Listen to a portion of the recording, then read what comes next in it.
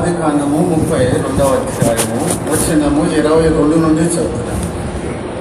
వచనము 22 నుండి. ఆ రాత్రి అతడు లేచి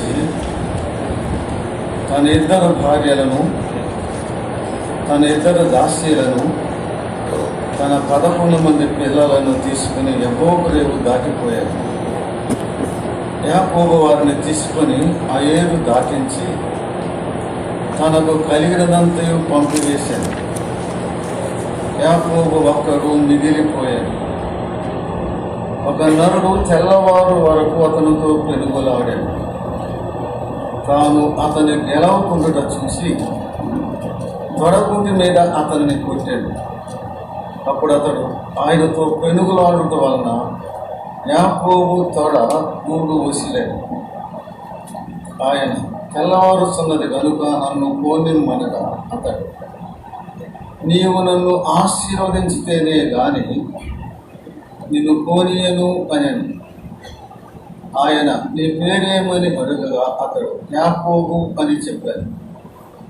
అప్పుడు ఆయన, నువ్వు దేవుడితోనూ మనుషులతోనూ పోరాడి గెలిచితివి కనుక ఇక మీదట నీ పేరు ఇశ్రాయేలే గాని యాకోబు అనబడదని చెప్పారు. అప్పుడు యాకోబు, నీ పేరు దయచేసి తెలుపుము అనెను. అందుకు ఆయన, నీవు ఎందు నిమిత్తము నా పేరు అడిగితేవని చెప్పి అక్కడ అతని ఆశీర్వదించాడు. యాకోబు, నేను ముఖాముఖిగా దేవుని చూసి తిని అయినను నా ప్రాణము దక్కినదని ఆ స్థలమునకు పెనూయేలు అను పేరు పెట్టాను. అతడు పెనూయేలు నుండి సాగిపోయినప్పుడు సూర్యోదయమాయాడు. అప్పుడు అతడు తొడకుందుతూ నడిచాడు. అందుచేత ఆయన యాకోబు తొడగూటి మీద తుంటి నరువు పుట్టినందున నేటి వరకు ఇశ్రాయేలీయులు తొడగూటి మీద ఉన్న తుంటి నరము తినరు. చదవబడిన లేఖన భాగమును దేవుడు తన ఆత్మ ద్వారా దీవించినట్లుగా ప్రార్థన చేసుకున్నామండి. ప్రార్థన. మహిమ గల మా తండ్రి, పరిశుద్ధ దేవ, నీ పాదములకు వందనములు, స్తోత్రములు చెల్లిస్తున్నా. నీ ప్రియ కుమారుడైన యేసు క్రీస్తు ప్రభువునందు మీరు మాకు దయచేసిన గొప్ప రక్షణకై స్తోత్రములు చెల్లిస్తున్నా. నీ సన్నిధిలో ప్రార్థించిన విధముగా ఈ యొక్క సభలలో 2వ దినమున ఉదయకాల కూడికకు మమ్మల్ని సమకూర్చిన నీ కృపకై స్తుతులు చెల్లిస్తున్నాం. గత దినమంతటిలో మీరు చూపిన కృపకై స్తోత్రమునైన నీ వాక్యమును చదువుకొని ఉన్నాము. మీ ఆత్మ సహాయం కొరకు ప్రార్థన చేస్తున్నాం.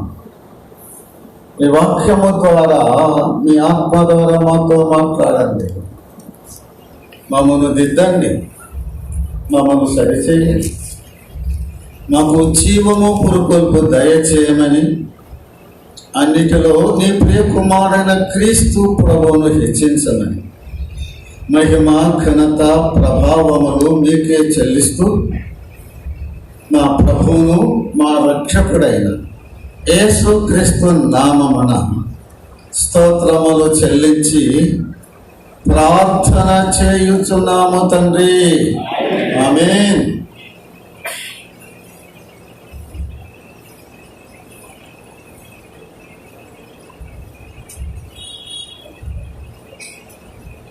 దేవునికి స్తోత్రం చెల్లిస్తున్నాను.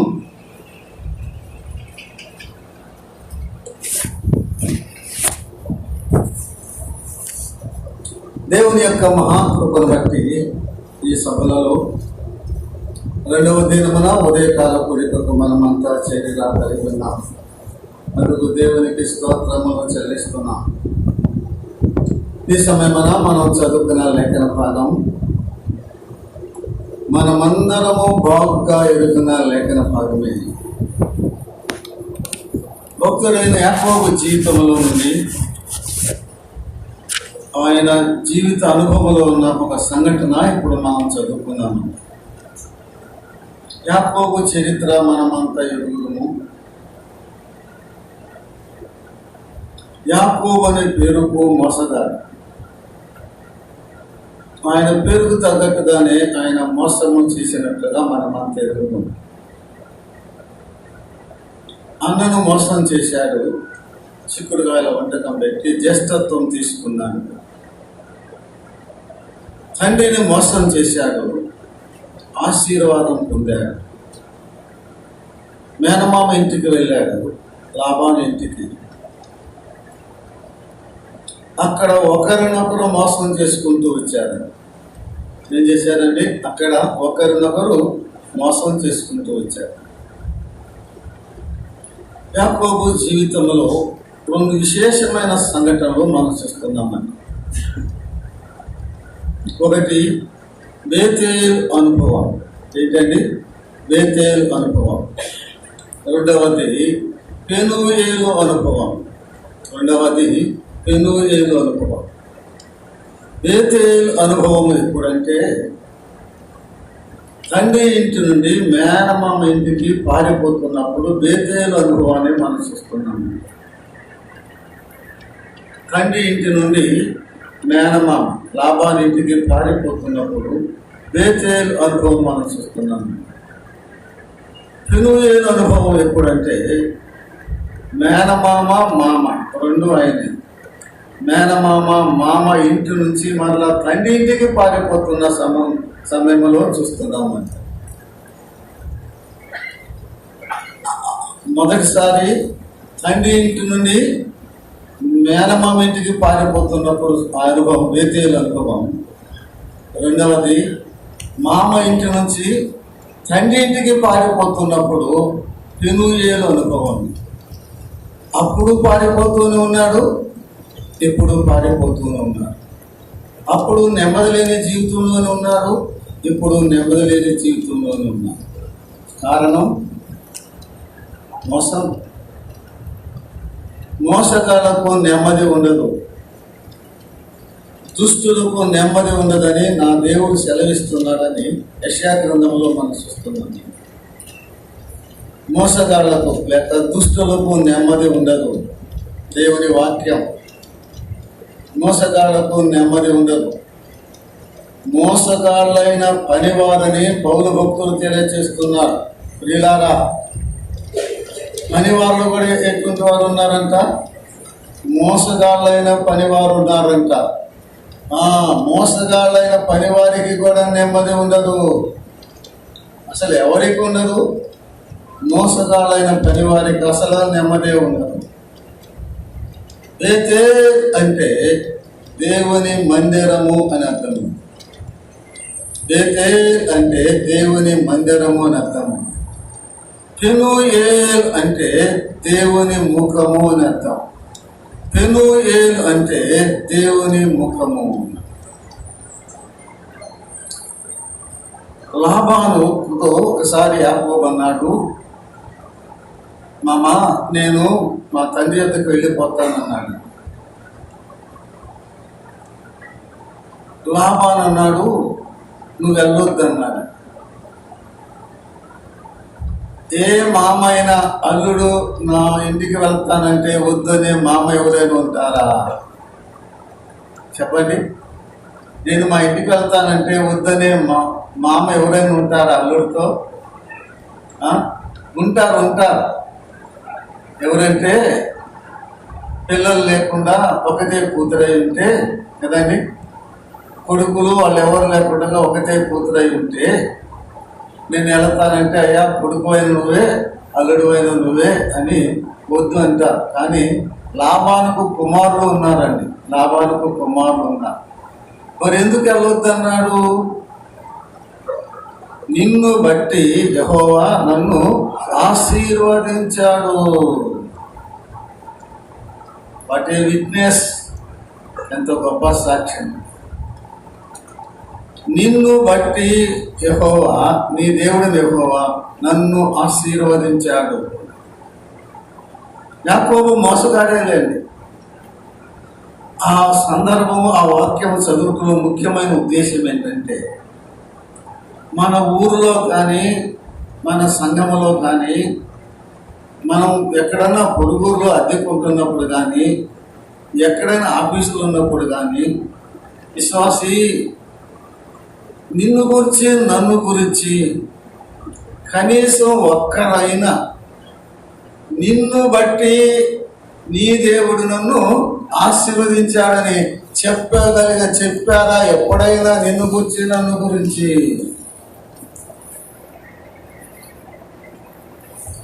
నిన్ను బట్టి సేవకుడా, పెద్దవా, సహోదరా, సహోదరి, నిన్ను బట్టి నీ దేవుడు నన్ను ఆశీర్వదించాడు. ఆ సాక్ష్యం మనం కలిగి ఉండాలి. యేసేపు కూడా ఆ సాక్ష్యం యేసేపుని బట్టి తన ఇంటిని ఆశీర్వదిస్తున్నట్టు పొత్తిఫారు చూశాడు, గ్రహించాడు కదండి. ఒక విశ్వాసి ఒక స్థలములో ఉంటే, ఒక సేవకుడు ఒక స్థలములో ఉంటే ఆ స్థలానికి ఆశీర్వాదం రావాలి, ఆ ఇంటికి ఆశీర్వాదం రావాలి, ఆ సంఘానికి ఆశీర్వాదం రావాలి, ఆ చుట్టుపక్కల వారికి, ఆ ప్రదేశానికి ఆశీర్వాదం. ఒకసారి ఆత్మ పరిశీలన చేసుకుందాం. మనము ఇతరులకు ఆశీర్వాదంగా ఉన్నామా? కనీసం మన ఇంటికన్నా ఆశీర్వాదం ఉన్నామా? ఇంకా మనం సేవిస్తున్న స్థానిక సంఘానికి మనము ఆశీర్వాదంగా ఉన్నామా? ఫలానా సహోదరుడు మా సంఘానికి వచ్చారు, కుటుంబ సమేతంగా ట్రాన్స్ఫర్ మీద వచ్చారు.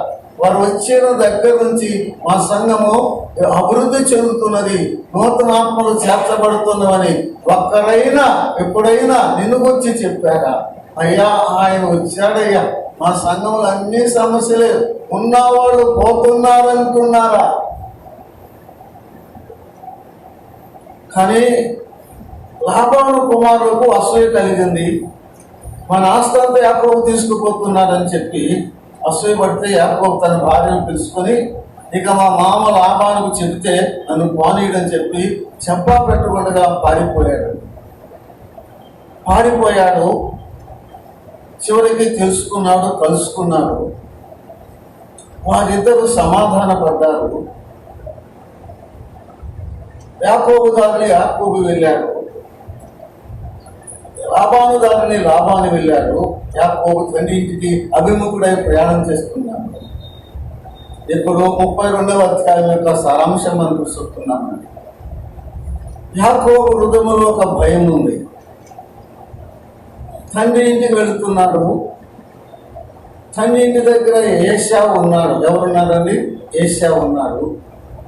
ఏశావు చంపుతాడనే కదా పారిపోయింది.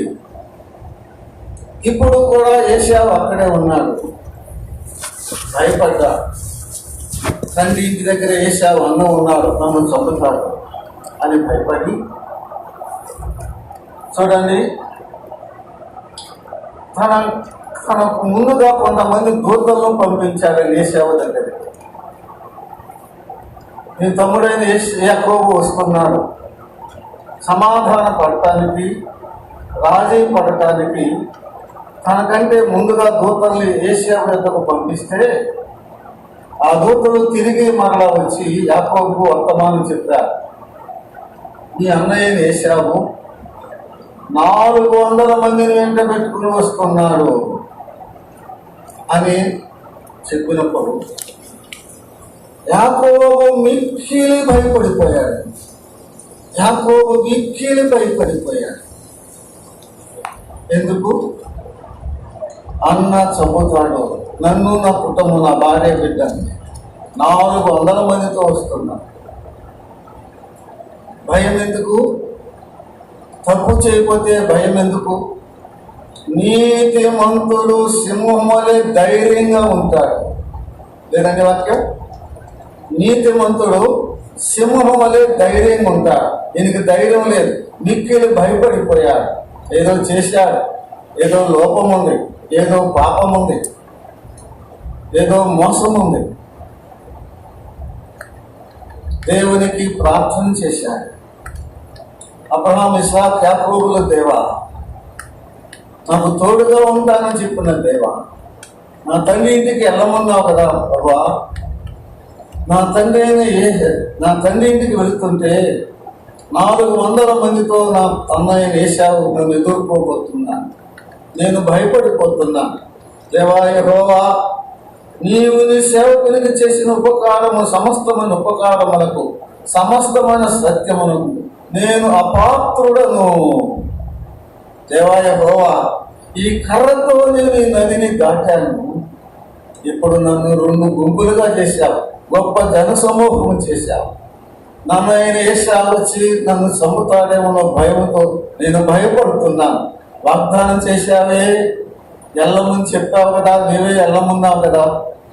నీ దేవుడిచ్చిన వాగ్దానాన్ని, దేవుని యొక్క మాటలను దేవుని ఎదుట పెట్టి దేవుని సన్నిధిలో ప్రార్థన చేశారు. అది యాకోబు యొక్క ప్రార్థన విధానం చాలా గంభీరమైనది. దేవుడు ఇచ్చిన వాగ్దానం, దేవుడు చెప్పిన మాటలు ఎత్తి దేవుని ఎదుట సంబోధిస్తూ ఆ మాటలు చెప్పి దేవునికి ప్రార్థన చేస్తున్నారు. నీవు చేసిన సమస్తమైన ఉపకారములకు సమస్తమైన మేలులకు నేను అపాత్రుడను. ఈ చేతి కర్రతో ఒంటరిగా దాటాడు.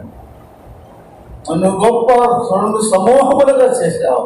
నీకు స్తోత్రం చెల్లిస్తాను. అందరినీ భయపడ్డాడు. 2 గుంపులు చేశాడు. తెల్లవారుతుంది. కొన్ని కానుకలు సిద్ధం చేశాడు. పనికి వారికి ఇచ్చి పంపిస్తున్నాడు. కానుకలు ముందుగా కానుకలు ఇచ్చి ఏశావు కానుకలు ఇచ్చి పంపిస్తున్నాడు. ఆ కానుకల ద్వారా ఏశావును ఏం చేసుకోవచ్చని సమాధానపరుచుకోవచ్చని, అన్న కోపం పోవాలంటే ముందుగా కానుకలు పంపాలని ఆ ఆశతో కానుకల ద్వారా ఆ కోపాన్ని తగ్గించుకొని సమాధాన పడాలని యాకోబు ప్రయత్నం చేసి కానుకలు ముందుగా పంపించున్నాడు. ఎవరన్నా అడిగితే ఈ కానుకలు ఎవరెవరంటే నీ సేవకుడైన యాకోబు ప్రభువైన నీకు పంపిస్తున్న కానుకలని చెప్పమన్నారండి. చూడండి 20 వచ్చిన నుండి మనం చదువుకున్నాం.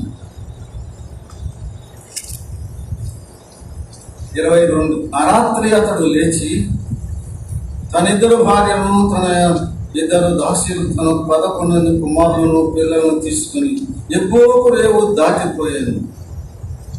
యాకోబు వారిని తీసుకుని ఆ 7 దాటించి తనకు కలిగినంత పంపివేసాను.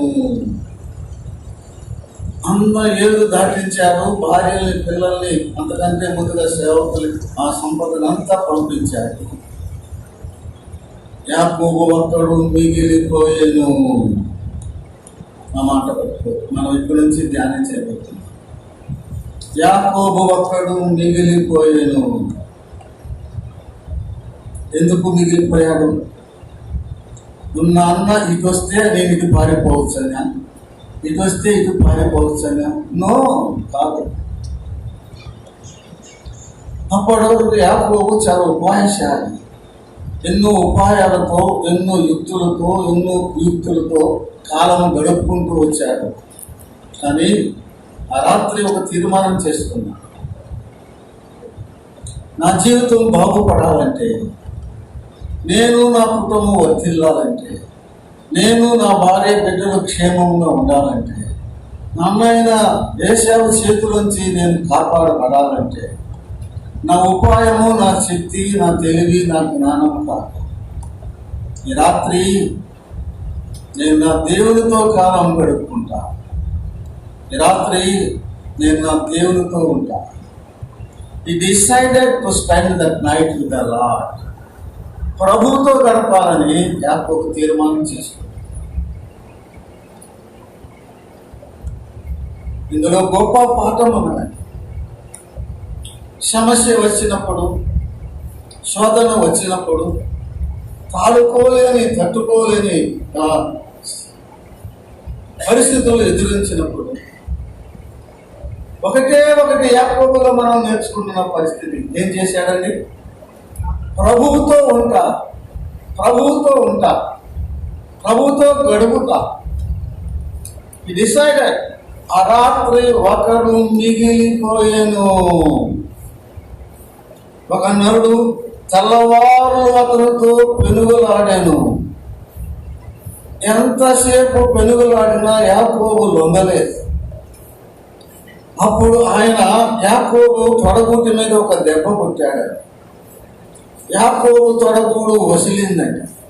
అప్పుడు తెలుసుకున్నాను, ఇప్పటి వరకు నేను పోరాడింది ఒక నరుడితో అనుకున్నా, నేను నరుడు కాదు దేవుడే అనుకుని ఆయన పాదాలు పట్టుకున్నాను. తెల్లవారుతుంది, ఆయన అన్నాడు తెల్లవారుతుంది నన్ను పోనిమ్మంటున్నాడండి. యాకోబు అంటున్నాడు, నీవు నన్ను ఆశీర్వదిస్తే తప్ప నేను నిన్ను పోనివ్వనన్నాడు. అలాగైతే నీ పేరు ఏమిటి అన్నాడు. నా పేరు యాకోబు అన్నాడు. నీవు దేవునితోనూ మనుషులతోనూ పోరాడి గెలిచావు. నీ పేరు ఇక యాకోబు కాదు, నీ పేరు ఇశ్రాయేలే అని చెప్పి అక్కడ అతను ఏం చేశాడు, ఆశీర్వదించాడు. యాకోబు జీవితంలో సూర్యోదయమైనట్టుగా మనం చూస్తున్నాం. అతను కుంటుచు నడిచిపోయాను అనే మాట చూస్తున్నాము. ఇక్కడ మనం త్వరగా కొన్ని సంగతులు ధ్యానించాలని ఆశ కలిగి ఉన్నాం. యాకోబు యొక్క ప్రార్థన గురించి కొన్ని సంగతులని చూడండి. యాకోబు ఒకడు మిగిలిపోయాను, అదే ప్రార్థన అండి. అది ఏకాంత ప్రార్థన. ఏ ప్రార్థన చెప్పండి? అది ఏకాంత ప్రార్థన. చదువుతారా? మత్తయి సువార్త 14వ అధ్యాయము 23వ వచనములో, మత్తయి సువార్త 14:23లో ఆయన ఆ జనసమూహం పంపివేసి ప్రార్థన చేయడం ఏకాంతంగా కొండకు వెళ్ళాను. చాలండి, ఏకాంత ప్రార్థన చేశాడు యాకోబు. మన ప్రభు రక్షకుడు శరీరధారి ఉన్నప్పుడు ఆయన కూడా ఏకాంత ప్రార్థన చేశాడు. ఏకాంత ప్రార్థన. యాకోబు అందరినీ పంపించి వేశాడు. యేసు ప్రభు వారు కూడా జన సమూహాన్ని పంపించి వేశాడు. ఏ గందరగోళం లేదు, ఏ గరివిలు లేదు, ఎవరు వచ్చి డిస్టర్బ్ చేయరు. ఏకాంతంగా ప్రభువుతో ఉండుట ఎంత ధన్యకరమో, ఎంత ఆశీర్వాదకరమో అలా వివరించుకుంటూ పోతే సమయం. అది ఏకాంత ప్రార్థన. ప్రభు చెప్పాడు, మీరు తలుపు వేసుకో ప్రార్థన చేయి. లేదండి, తలుపు వేసుకో ప్రార్థన చేయి. పరలోకమున నేను తండ్రికి మొరపెట్టు. తలుపు వేసుకునే అనుభవం నీకు ఉందా?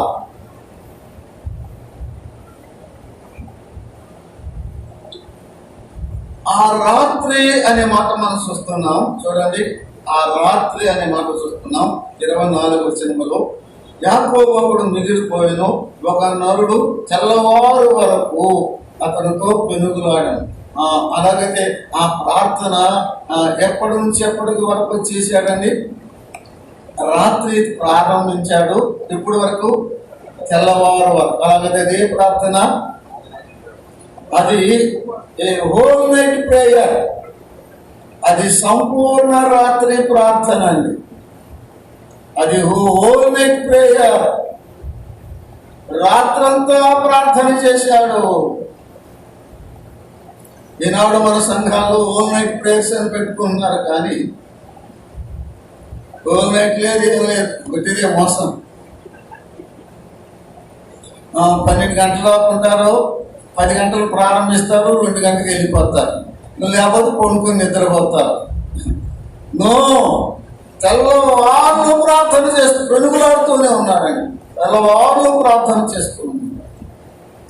అది ఏకాంత ప్రార్థన.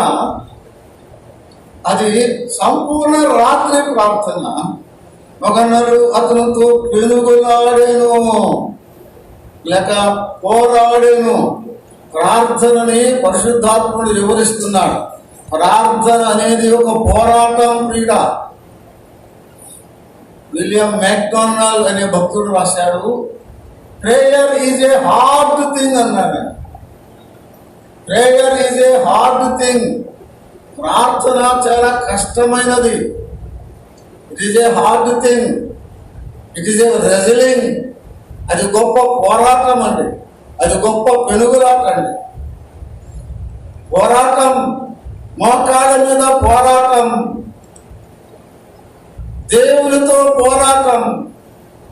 అంధకార శక్తులతో పోరాటం, శరీరముతో పోరాటం, చీకటితో పోరాటం, అపవాదితో పోరాటం, మనసుతో పోరాటం, అంతరంగ పోరాటం, మోకాళ్ళ మీద పోరాటం. కలసీ పత్రికలో 4:12 అతడు మీ కొరకు తన ప్రార్థన ఏం చేస్తున్నాడు? పోరాడుతున్నాడు. ఒక నరుడు అతనితో పెనుగులాడెను. పెనుగులాడింది ఎవరంట? నరుడు. చూసింది చూడండి 30వ వచనములో చూడండి. నేను ముఖాముఖిగా దేవుని చూసి తిని.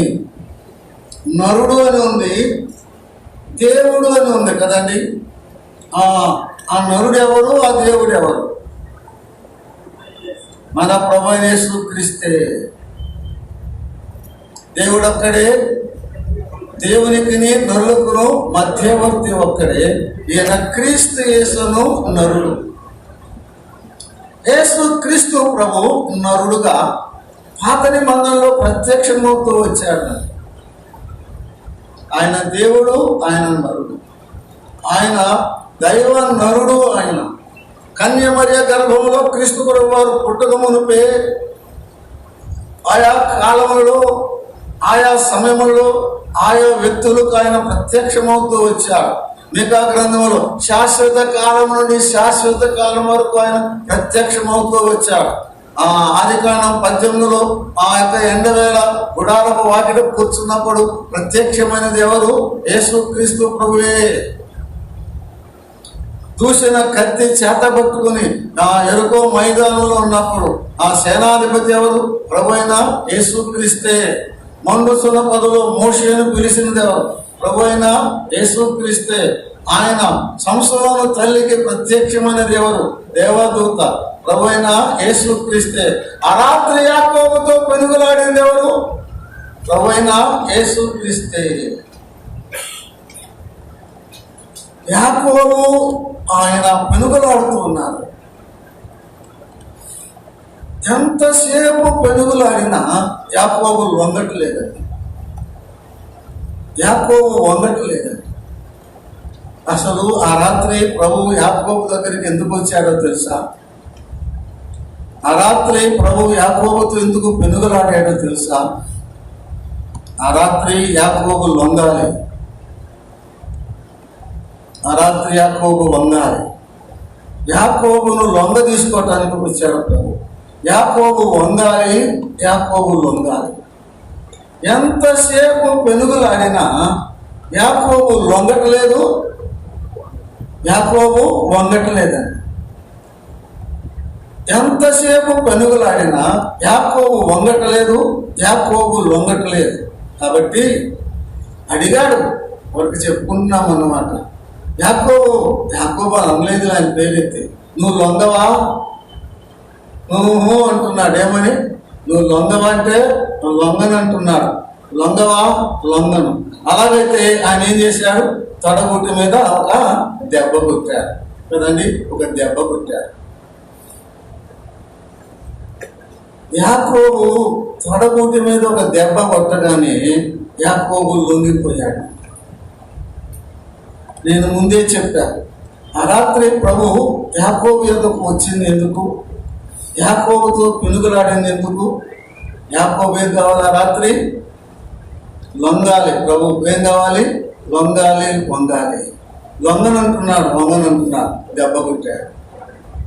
ఒక దెబ్బ కొట్టగానే యాకోబు లొంగిపోయి ఆయన కాళ్ళు పట్టుకున్నాడండి. ఎన్ని దెబ్బలకి? ఒక దెబ్బకి యాకోబు లొంగిపోయాడు. ఊరక చెప్తున్నా. ఒక దెబ్బ కొట్టినప్పుడు లొంగలేదనుకో, మరలా ఆయన ఏం చేసేవాడు చెప్పరే?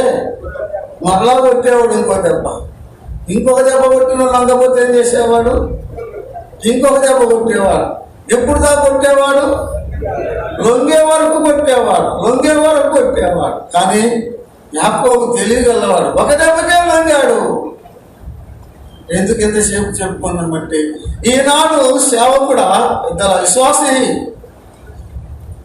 ప్రభు ఎన్ని దెబ్బలు పెట్టినాడు విశ్వాసంలో ఉండట్లేదండి.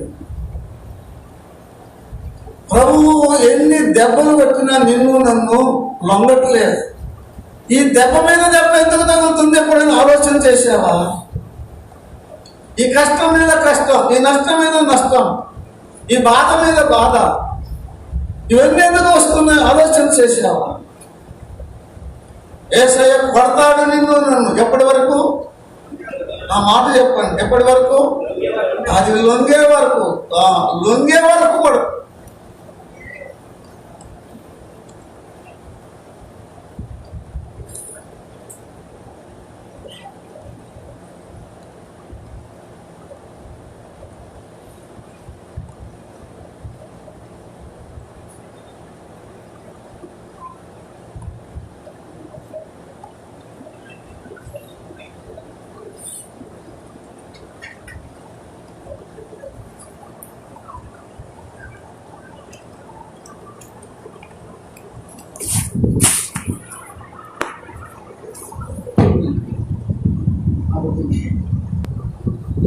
యాకోబు అబ్రహాము వెంటనే లోపడతాడండి.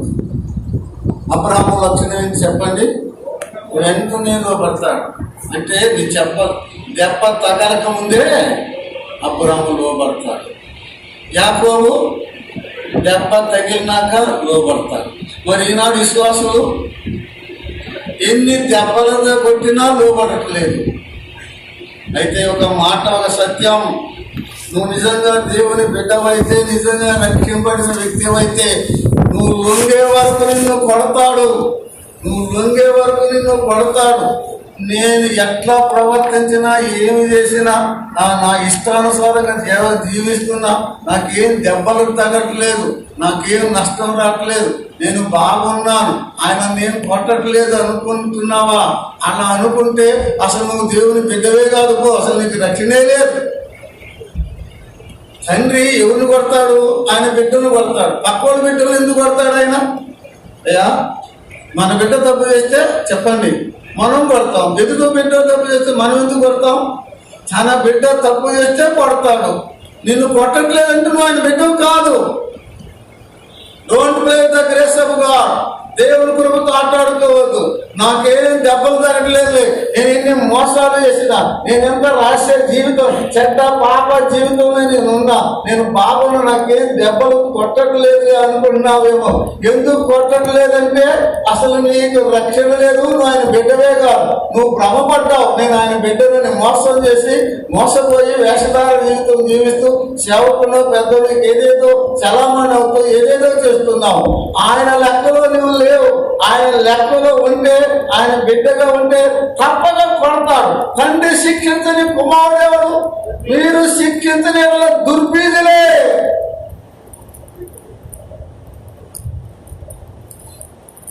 అందుకే మరలా చెప్తున్నా, నాకేం దెబ్బలు నష్టం కట్టలేదు అనుకుంటే నువ్వు ఆయన బిడ్డవు కావు. ఒకసారి మీరు విశ్వాసం కలిగి ఉన్నారో లేదో మిమ్మల్ని మీరు పరీక్ష చేసుకోండి. వెంటనే కాళ్ళు పట్టుకున్నాడండి, వేడుకుంటున్నాడు. It is an humble prayer. అది తగ్గింపు ప్రార్థన. ఏ ప్రార్థన? యాకోబు చేసింది ప్రార్థన, తగ్గింపు ప్రార్థన. హోషేయ గ్రంథము 12వ అధ్యాయము 3-4 వచనాలండి. హోషేయ 12:3-4 వచనాలండి. 3-4 వచనాలు. సత్తాయ తల్లి గర్భమందు ఆ మదిమను పట్టుకొని మగసిరి కలవాడై దేవునితో పోరాడాను. అతడు దూతతో పోరాడి జయమందెను. కన్నీరు విడిచి బ్రతిమలాడాను. హోషేయ గ్రంథము 12వ అధ్యాయము 3-4 వచనాలండి. అతడు కన్నీరు విడిచి దూతను బ్రతిమలాడాను. అతడు కన్నీరు విడిచాను. అలాగైతే ఏ ప్రార్థన చెప్పండి? కన్నీటి ప్రార్థన. అది కన్నీటి ప్రార్థన. ఆ దూతను బ్రతిమలాడాను. అది బ్రతిమలాడుతూ చేసిన ప్రార్థన, వేడుకుంటూ చేసిన ప్రార్థన, తగ్గింపుతో చేసిన ప్రార్థన.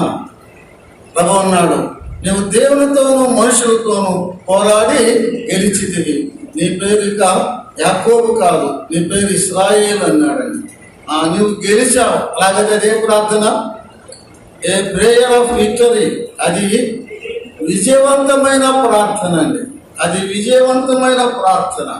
ఒకటి, అది సంపూర్ణ రాత్రి ప్రార్థన, అది ఏకాంత ప్రార్థన, అది పెనుగులాడుతో కూడిన ప్రార్థన, అది తగ్గింపుతో కూడిన ప్రార్థన, అది కన్నీటితో కూడిన ప్రార్థన, అది వేడుకుంటూ చేసిన ప్రార్థన, అది విజయవంతమైన ప్రార్థన.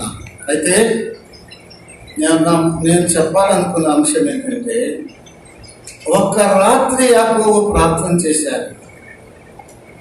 ఆ ఒక్క రాత్రి, ఆ సంపూర్ణ రాత్రి ప్రార్థన దాని యొక్క ఫలితములు ఎదుటి ఉంచాలని నేను ఆశిస్తున్నాను. The effect are the result of one whole night prayer. ఒక సంపూర్ణ రాత్రి యాకోబు ప్రార్థన, దాని యొక్క ఫలితాలు ఇక్కడ మనం చూస్తున్నాం.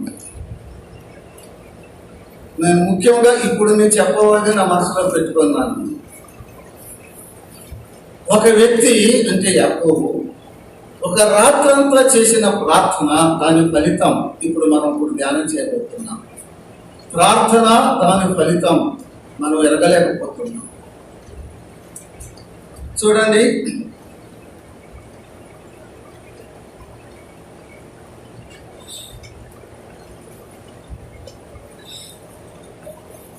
ఇరవై 6వ వచనం. ఆయన తెల్లవారుతున్నది కనుక నన్ను పోని అతడు నీవు నన్ను ఆశీర్వదిస్తేనే గాని నేను పోనీయను అని. ఆయన నీ పేరేమని అడగగా అతడు యాకోబు అని చెప్పాను.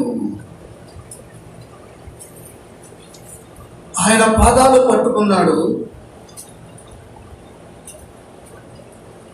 ప్రభు అంటున్నాడు నన్ను పోనీయమంటున్నాడండి. ఆయన పోలేక కాదు, ఆయన ప్రేమ బంధించి వేసింది. యాకోబు చేతులు ప్రభు పాదాలు బంధించింది, కానీ యాకోబు చేతులు ప్రభు పాదాన్ని బంధిస్తే ప్రభు ఆగిపోలేదండి. ప్రభు ప్రార్థన, ప్రభు ప్రేమ ప్రభుని ఏం చేసిందండి? ప్రభు ప్రార్థన ప్రభువును బంధించేసింది. ఆయన కృప, ఆయన కనికరం ప్రభువును పోనుకుని ఆపివేసింది. యాకోబు, నువ్వు నా సేవకుడు, నేను నిన్ను మరచిపోతాను లేదండి యెషయాలో. యాకోబు, నువ్వు నా సేవకుడు, నేను నిన్ను మరచిపోతాను. నీవు నన్ను మర్చిపోయినా నేను నిన్ను మర్చిపోతాను. నన్ను పోనీమంటుంటే నీవు నన్ను ఆశీర్వదిస్తే తప్ప నేను నిన్ను పోనీవనంటున్నాను. అలాగైతే నీకు ఆశీర్వాదం కావాలా? నాకు ఆశీర్వాదం కావాలి. నీకు ఆశీర్వాదం కావాలా? నాకు ఆశీర్వాదం కావాలి. అలాగైతే నీ పేరేంటి అని అడిగాడు. అలాగైతే నీ పేరేంటి అని అడిగాడు.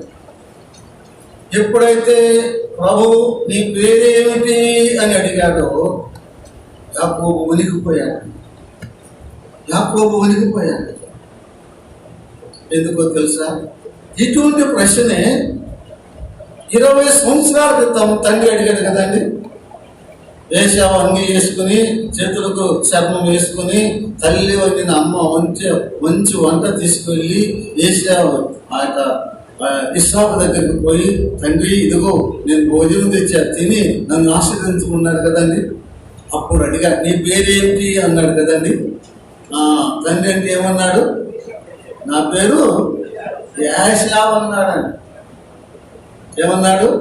నా పేరు ఏశావని, పేరు ఏశావని ఆశీర్వాదం పొందాడు.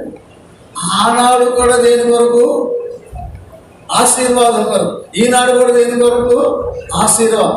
ఆనాడు ఏశావు అని చెప్పి ఆశీర్వాదం పొందాడు, తండ్రిని మోసం చేశాడు.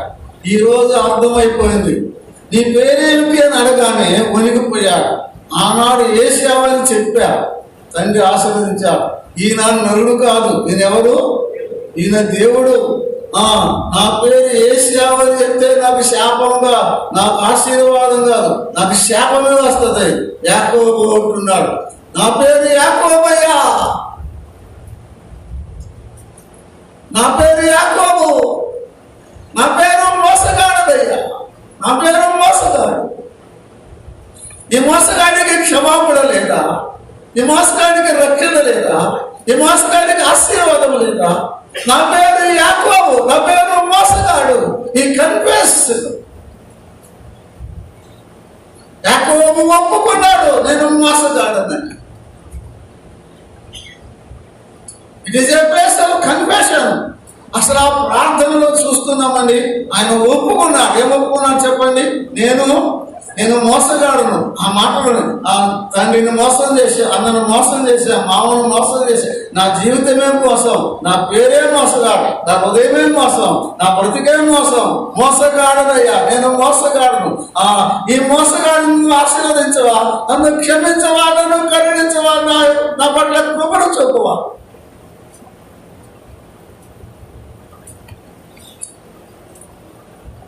ఆ ఒక రాత్రి ప్రార్థన యాకోబులో పశ్చాత్తాపం, పరితాపం పుట్టించింది. ప్రార్థన ఏం చేసింది చెప్పండి? పశ్చాత్తాపం తెచ్చింది. విశ్వాసి నిజమైన ప్రార్థన, హృదయంలో వచ్చే ప్రార్థన ఏం చేసింది చెప్పండి? పశ్చాత్తాపం, పరితాపం, చేసిన పాపాలను గుర్తుకొచ్చి ఒప్పింపజేసింది. అనుభవం నీకుందా? విశ్వాసి, నువ్వు ప్రార్థనకు వంగగానే లేదా మోకరించగానే ఆ రోజు అనే కదండి రాత్రి కొనుక్కునేదో చేస్తావు కదా. ఆ రోజు ఎవరిని ఏమన్నావో, ఎట్లా అన్నావో, ఏం చేసావో అవన్నీ నీకు గుర్తుకు రాకపోతే, అవన్నీ మనసు గుర్తుకు రాకుండా నువ్వు ఏదో గబగబ ప్రార్థన చేసుకుని నిజమైన ప్రార్థన కాదు. Real prayer brings repentance and confession. నిజమైన ప్రార్థన పరితాపం, పశ్చాత్తాపం, ఒప్పుకోరు పుట్టిస్తుందండి. ఒక రాత్రి ప్రార్థన అతనిలో మారు మనసు తెచ్చింది, పశ్చాత్తాపము, ఒప్పుకోలు కలిగించింది. రెండవది ప్రభు అన్నాడు, నీ పేరు ఇక ఏంటి కాదు, యాకోబు కాదు, నీ పేరు ఏంటి? ఇశ్రాయేల్. అలాగైతే ఆ ఒక్క రాత్రి ప్రార్థన అతను ఏం చేసిందండి? అతన్ని మార్చివేసింది. ప్రేయర్ చేంజెస్ థింగ్స్ అన్నాడు టెన్నిసన్, లార్డ్ టెన్నిసన్. ప్రార్థన మార్చివేసింది. నీ పేరు యాకోబు కాదు, నీ పేరు ఇశ్రాయేల్. యాకోబు పేరు ప్రార్థన, ఒక రాత్రి ప్రార్థన అతను మార్చింది. పేరు మార్చింది, స్వభావాన్ని మార్చింది, నడకను కూడా మార్చిందండి. Prayer changes the name, the nature, the walk. ఆయన పేరు మార్చింది, ఆయన నడక మార్చింది, ఆయన స్వభావాన్ని మార్చింది.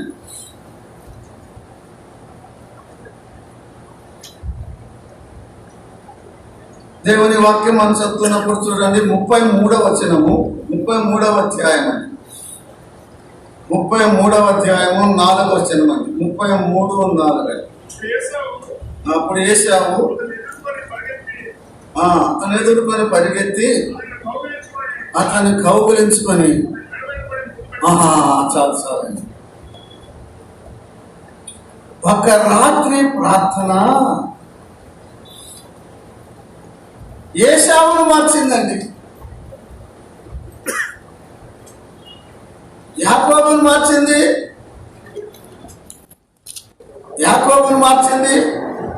ఎవరు మార్చిందండి?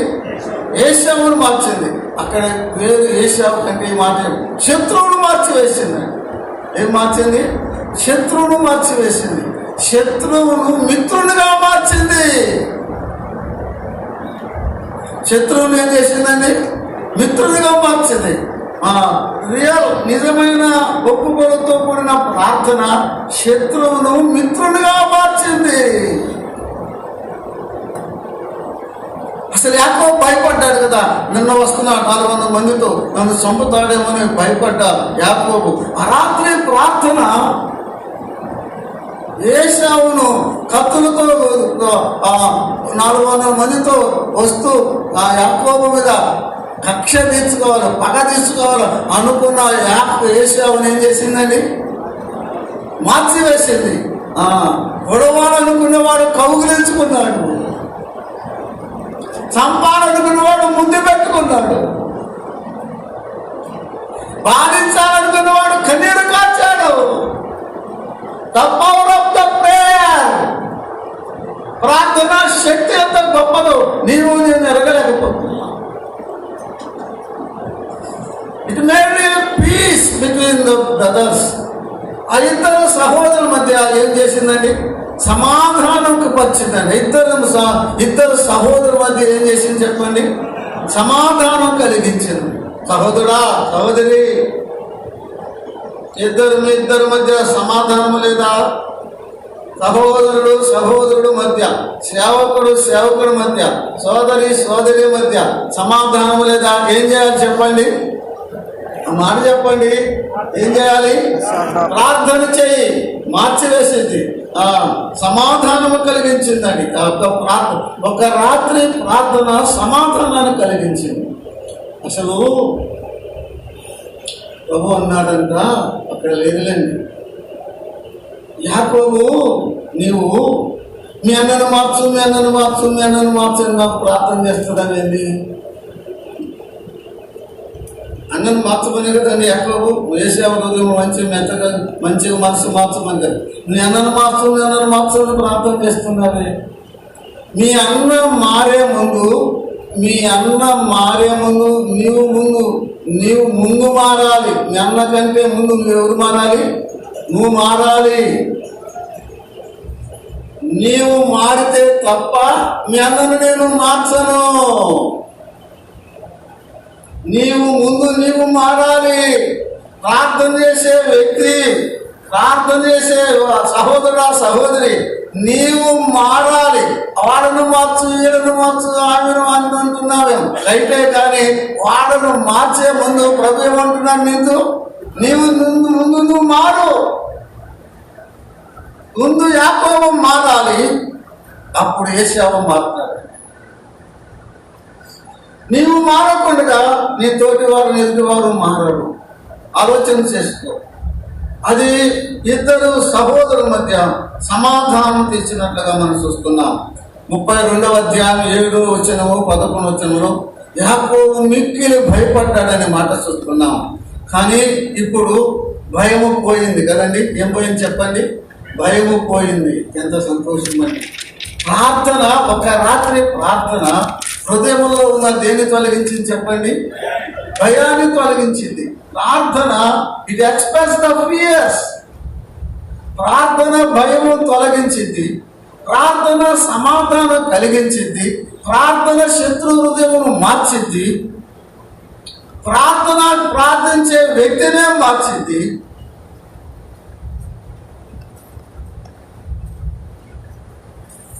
It brought blessing. ప్రార్థన ఆశీర్వాదాన్ని తెచ్చింది. ప్రార్థన ఏం చేసిందండి? ప్రార్థన ఆశీర్వాదం తెచ్చింది. ఆయన అక్కడ అతను ఏం చేశాడు? ఆశీర్వదించాను. ప్రార్థన ఆశీర్వాదం తెచ్చింది. మన సంఘాలు ఆశీర్వదించబడాలా? నీ సేవ ఆశీర్వదించబడాలా? నీ కుటుంబం ఆశీర్వదించబడాలా? ఏం చేయాలి చెప్పండి? ఏం చేయాలి? ప్రార్థన చేయాలి. ప్రార్థన ప్రేయర్ బ్రింగ్స్ బ్లెస్సింగ్. ప్రార్థన ఆశీర్వాదాన్ని తెచ్చినట్లుగా మనం చూస్తున్నాం. ప్రార్థన నీవు దేవులతోనూ మనుషులతోనూ పోరాడి గెలిచేది. Prayer brings victory. ప్రార్థన చేసి చెప్పండి, ప్రార్థన జయాన్ని, ప్రార్థన విజయాన్ని తెచ్చింది. ప్రార్థన ద్వారానే విజయవంతమైన క్రైస్తవ జీవితం మనం జీవిస్తాం. ప్రార్థన, దేవునికి స్తోత్రం చెల్లిస్తున్నాం. ఆ ప్రార్థన రాత్రితో మొదలై సూర్యోదయం అనే మాట ఉంది కదండి. సూర్యోదయం, అతను తెల్లవారినప్పుడు సూర్యోదయమాయను అనే మాట చూస్తున్నామని.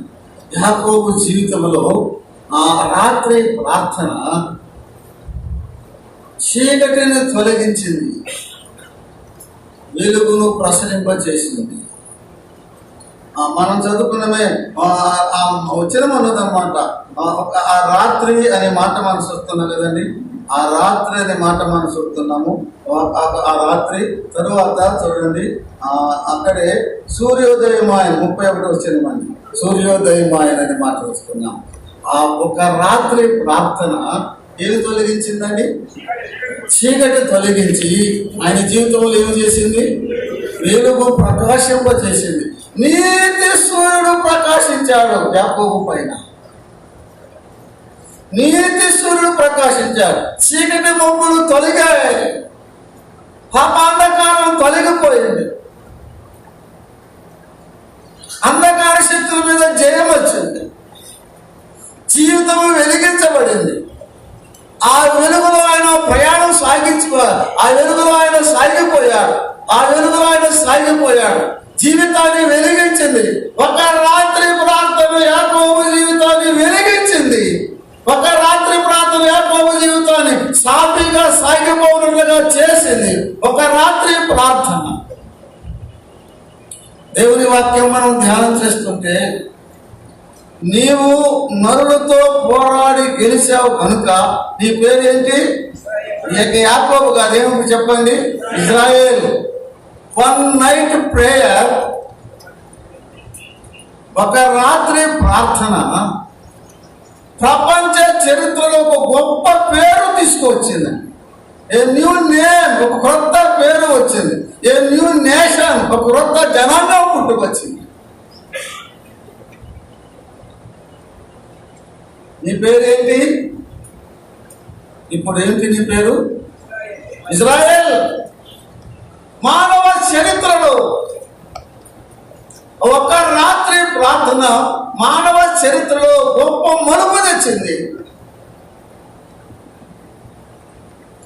ఆ ఒక రాత్రి యాకోబు చేసిన ప్రార్థనలో ప్రపంచ చరిత్రలో, ప్రపంచ జాతుల్లో ఒక క్రొత్త పేరు, ఒక క్రొత్త జాతి ఉద్భవించింది. అది ఇజ్రాయేల్. ఇజ్రాయేల్ జాతి ఎలా ఉద్భవించింది చెప్పండి? ప్రార్థన ద్వారా. ఇంకా అదే బై రెజలింగ్, పోరాటము ద్వారా అండి. ప్రార్థన పోరాటము ద్వారా కదండి. మోకాటి పోరాటము ద్వారా ఒక జాతి, ఒక కొత్త పేరు, ఒక కొత్త జనాంగం పుట్టుక వచ్చింది యాకోబు యొక్క రాత్రి ప్రార్థనతో. ఇశ్రాయేల్ ప్రపంచ చరిత్రలో నేటికి నాటికి ఏడాటికైనా ఆ పేరు ఎవరు తుడిచివేయలేడు. అది శాశ్వత కాలం ఉండే పేరు వచ్చేసింది ఇశ్రాయేల్. ఆఖరిగా ఒక్క రాత్రి ప్రార్థన యాకోబుకు దీవెనగా చేసింది. యాకోబుకు దీవెన తెచ్చింది. యాకోబుని తనకు దీవెనగా మార్చివేసింది. ఆ రాత్రి ప్రార్థన యాకోబుకు ఏం తెచ్చింది? ఆయనకు దీవెన తెచ్చింది. అంతేకాదు ఆ ఒక్క రాత్రి ప్రార్థన యాకోబును ఏం చేసింది? ఇతరులకు చెప్పండి, ఇతరులకు దీవెనగా మార్చింది. దేవుడు అబ్రహాముతో అన్నాడు కదా, నేను నిన్ను ఆశీర్వదిస్తా, నీవు ఇతరులకు ఆశీర్వాదంగా ఉంటావు. ఇక్కడ నుంచి యాకోబు జీవితం చదువుకోండి. యాకోబు జీవితం వారికి ఆశీర్వాదమే ఉన్నదండి. ఆ యాకోబు ఆశీర్వదించబడ్డాడు. తరువాత ఫరోను ఆశీర్వదించాడు కదండి. ఏశావు కుమారుని ఆశీర్వదించాడు కదండి. యాకోబు కుమారుడు ఒక్కొక్కరి పిలిచి ఏం చేశాడు? ఆశీర్వాదం. తాను ఆశీర్వాదం పొందాడు. ఇతరులకు ఏమయ్యాడు చెప్పండి? ఇతరులకు ఆశీర్వాదం అయ్యాడు. దేన్ని బట్టి? ఒక రాత్రి ప్రార్థన తానుకు ఆశీర్వాదం, ఇతరులకు ఆశీర్వాదం. విశ్వాసి, ప్రార్థన శక్తి ఎరుగుదవా? ప్రార్థన ప్రభావం ఎరుగుదవా? ప్రార్థన ఆశీర్వాదం ఎరుగుదవా? మళ్ళా మాట చెప్పే సమయం అయిపోయింది. ఇతరులు మారే ముందు ఏమన్నాడు దేవుడు? నువ్వు ముందు మారాలి. యాకోబును ఇశ్రాయేలుగా మార్చి ఏశావుని ఏం చేశాడండి? శత్రువుని ఏం చేశాడు? మిత్రుడుగా చేశాడు. ఇద్దరు శత్రువులు సమాధానపడ్డారు. ఇద్దరు శత్రువులు మిత్రులయ్యారు. ఇద్దరు శత్రువులు కౌగలించుకున్నారు. ఇద్దరు శత్రువులు కన్నీరు కాచుకున్నారు. ఆ రాత్రి ప్రార్థన యాకోబుకు సంతృప్తిని తెచ్చింది, సాటిస్ఫాక్షన్. ఇది ప్రార్థన సాటిస్ఫాక్షన్. యాకోబుకు తృప్తినిచ్చింది. కానుకలు పంపించి చూసి ఇది ఎవరి అన్నాడు కదండి, యాకోబుతో అన్నాడు కదా ఏశావు. ఎవరికంటే ఏమన్నాడు, నా ప్రభువుకి నేను ఇస్తున్నా కానుక అన్నాడు కదా యాకోబు ఏశావు. అప్పుడు ఏశావు అన్నాడు, నా తమ్ముడా నాకు కావలసినంత ఉంది అన్నాడు కదండి ఏశావు. యాకోబు ఏమన్నాడు చెప్పండి, అన్నా నాకు కూడా కావాల్సినంత ఉంది. అప్పటి వరకు నా ఇంటికి నా ఇంటి వారికి నేను ఎప్పుడు సంపాదించుకోవాలి, నా బిడ్డలకు నేను ఎప్పుడు తపన యాకోబులో కదండి. కానీ ఇప్పుడు ఏమంటున్నాడు అండి, అన్నా నాకు కూడా చెప్పండి, నాకు కూడా కావాల్సినంత ఉంది. Prayer means satisfaction.